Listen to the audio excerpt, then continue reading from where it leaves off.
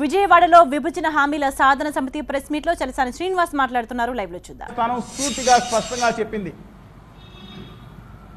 ఏదైతే head quarters లో స్థిరాస్తులు ఉన్నాయో అది జనాభా ప్రాతిపదిక మీద పంచుకోవాలని ఒక న్యాయసమ్మతమైన కోరిక ఉంటే దాన్ని కాలదన్నేటట్లు తరతరాలుగా వాళ్ళు ఇచ్చిన బూడిద 50 కోట్లు ముష్టేసినట్టు వేశారు. రాయలసీమకు, ఉత్తరాంధ్రకి, తెలంగాణ జిల్లాకి, తెలంగాణకి అది 50 కోట్లు ఇచ్చారు 9 జిల్లాలకి. ఇవాళ ఈ విధంగా చేయడం అనేది దుర్మార్గం. ఆంధ్ర వాళ్ళకి శాపం. ఆంధ్ర బిడ్డగా, తెలుగువాడిగా ఎవడన్నా పుట్టుంటే ఖచ్చితంగా ఉత్తర భారతీయ ఆ పార్టీ చేసే ఘోర వైఖరిని, కడుపు మండిపోయేలా వైఖరిని నిరసించి తీరాల్సిందే. ఇంకా సిగ్గు లేకుండా మాట్లాడుతున్నారు ఇక్కడికి వచ్చి. ధైర్యం ఉంటే చర్చకు రండి. ఆంధ్ర వాళ్ళని మోసం చేస్తున్నారు, మీరు అడుగడుగునా మోసం చేస్తున్నారు. నేను అడిగిన ప్రశ్నకు సిగ్గు, మానాభిమానాలు ఉంటే సమాధానం చెప్పండి. మాకు పోర్టు ఇవ్వకుండా, చట్టంలో పెట్టిన పోర్టు ఇవ్వకుండా తమిళనాడుకి 25 కోట్లు పెట్టి, 25,000 కోట్లు పెట్టి 3వ పోర్టు ఎందుకు అనౌన్స్ చేశారు? చేశారు, పోనివ్వండి. మాకు ఎందుకు ఇవ్వలేదు? సమాధానం చెప్పరు. ఏదో బెల్లాలు, తాటి బెల్లాలు తీసుకొచ్చి ఇచ్చాను తీసుకోండి అంటున్నారా? ఇది దుర్మార్గంగా ఉంది. ఇంకో విషయం కూడా, కేంద్ర ప్రభుత్వం పోలవరం ప్రాజెక్టుకి జీవో నెంబర్ 31/2/2008 PPA SPR 1 677 697 దీని మీద గవర్నమెంట్ ఆఫ్ ఇండియా మనకి 1981 కోట్ల రూపాయలు ఇస్తే ఒక జీవో ఇష్యూ చేసింది. ఆ జీవోలో కనుక ఈ ఏదైతే కంప్లీషన్ గనక చేయకపోతే, వీళ్ళు కనుక ఇవ్వకపోతే ఇన్ టైంలో PPA కానీ స్టేట్ గవర్నమెంట్ కానీ దాని మీద ఆ నిధులన్నీ తిరిగి మేము తీసుకుంటాం, ఇది గ్రాంట్గా మేము పరిగణించాం, లోనుగా పరిగణిస్తాం, మీరు కనుక ఇవ్వకపోతే తిరిగి కేంద్ర చట్టాలు ప్రయోగించి కూడా ఈ నిధులు తీసుకుంటామని చెప్పి ఈ జీవో ఇష్యూ చేసింది. ఇది నిజమా కాదా? పోలవరం దాని మీద ఎన్ని నిధులు వస్తాయో వివరణ లేదు. ఇది అస్పష్టంగా ఉంది. ఏమొచ్చిందని చెప్తున్నామండి. వెంకయ్యనాయుడు గారు ఏమొచ్చిందని సన్మానాలు చేయించుకుంటున్నారు. ఏ ఊళ్ళో పడితే ఆ ఊళ్ళో సన్మానాలు చేయించుకుంటున్నారు. ముఖ్యంగా నిన్న ఆంధ్రప్రదేశ్ గురించి మాట్లాడతా, అమరావతి అప్పులు 7,500 కోట్లు తీసుకొస్తానంటున్నారు. చెంబు నీళ్లు మట్టి ఇచ్చి చేయి దులుపుకున్నారు. అప్పులతో ఆంధ్రప్రదేశ్ రాజధాని నిర్మాణం కావాలా మీకు? ఒక్క దాంట్లో భయపడిపోతున్నారు ఇక్కడ వాళ్ళందరూ. గుండెల మీద చేసుకోండి. ప్రతిపక్ష నాయకుడు గారు ఆయన పోరాటం చేస్తున్నారు. ఢిల్లీ వెళ్ళి ఆయన చంద్రబాబు నాయుడు గారి మీద మాట్లాడతారు. ఈ మోడీ గారి మీద ఎందుకు మాట్లాడలేరు అమిత్ షా అంటే భయమా? చంద్రబాబు నాయుడు గారు ఢిల్లీ వెళ్తారు, కేంద్ర ప్రభుత్వంలో భాగస్వామిగా ఉన్నారు, కేంద్రం మీద పోరాడతారంటారు. ఏంటండి ఇది? ఎవరిని ఫూల్ చేయడానికి? ఫూల్ చేస్తున్నారు ప్రజల్ని మీరు. నేను అడిగిన దాంట్లో 4 ప్రశ్నలు ఒక సమాధానం చెప్పంటున్నా. పోలవరం మీద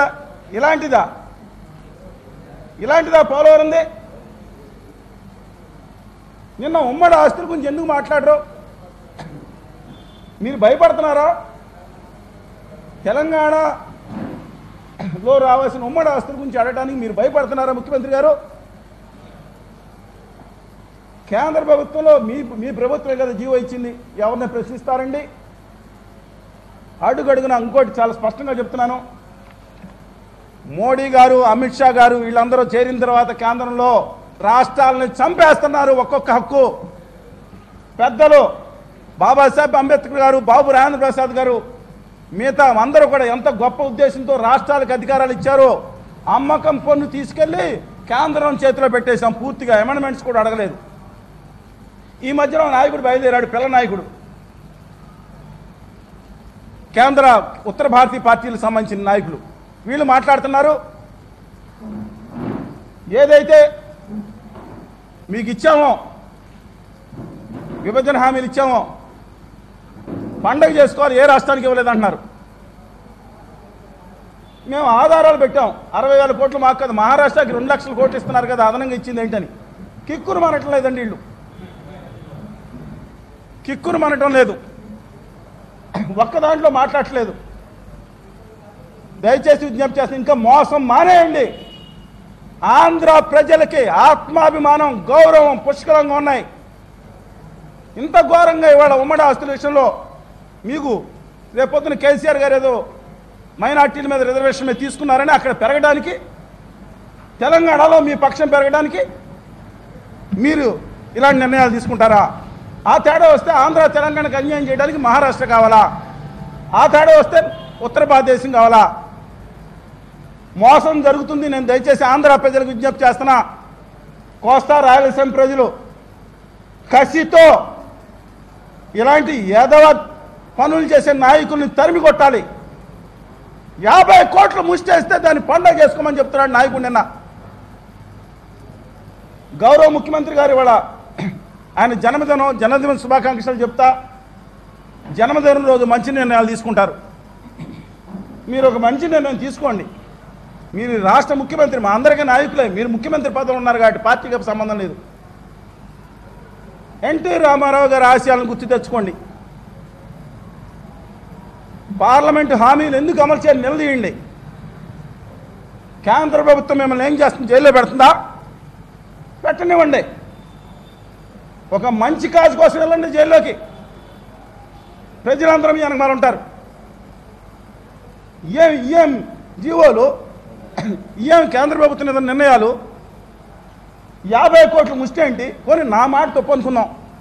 గౌరవనీయులు శ్రీకాకుళం ఎంపీ కింజరపు రామ్మోహన్ నాయుడు గారు 27వ తారీఖున పార్లమెంట్లో మాట్లాడారు. ఆ విదేశీ సహాయం ఏదో వచ్చిందంట పొట్లంలో.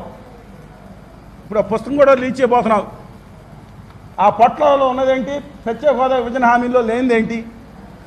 ఆ పొట్లం అంటే ప్యాకేజీ. ఆ ప్యాకేజీ అనేది లోపభూ ఇష్టంగా ఉందని నేను చెప్పలా.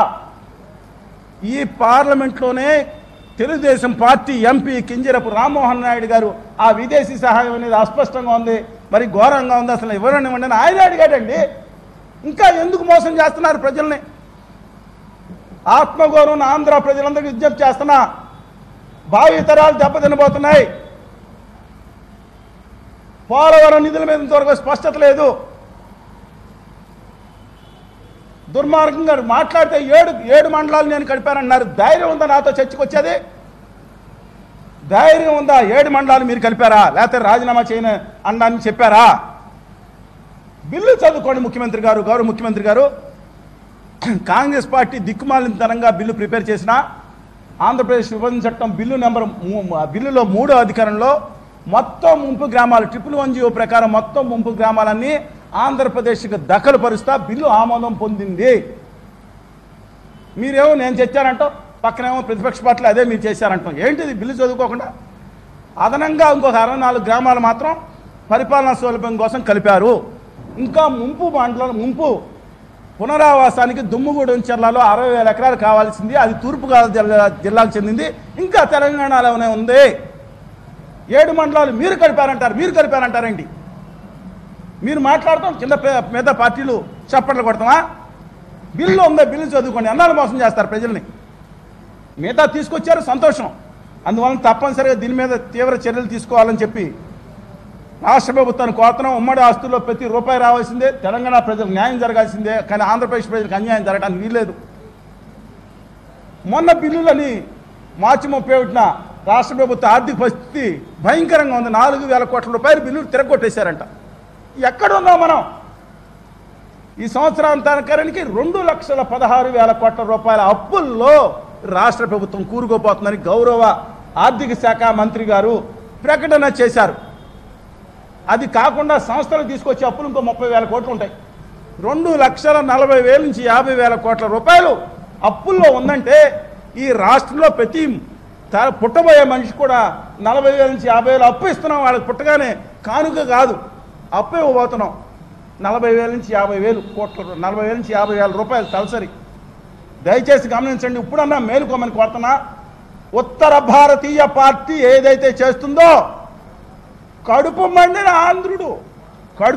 ఆంధ్రుడు తీవ్రమైన నిర్ణయాలు తీసుకోవాలని ఊరేగింపులు ఏనుగుల మీద అంబారీలకు కూడా తక్కువ వాళ్ళకి ఒక్కొక్కళ్ళకి పల్లకీల్లో ఊరేగుతున్నారు. బాధగా ఉంది. మొత్తం అంతా ఏకం అవ్వాలని నేను కోరుతున్నా. దక్షిణ భారతదేశం అంతాన్ని ఖచ్చితంగా నేను అనేక సార్లు చెప్తున్నా. దాని మీద కూడా కన్సర్న్ తీసుకోవాలి. రైల్వే ప్రాజెక్టులు కూడా 2700 కోట్లు భిక్షేసం పండగ చేసుకోమని చెప్తున్నారు. ఉత్తర భారతదేశంలో ఒక్క రాష్ట్రానికి 43,000 కోట్లు ఇచ్చారే.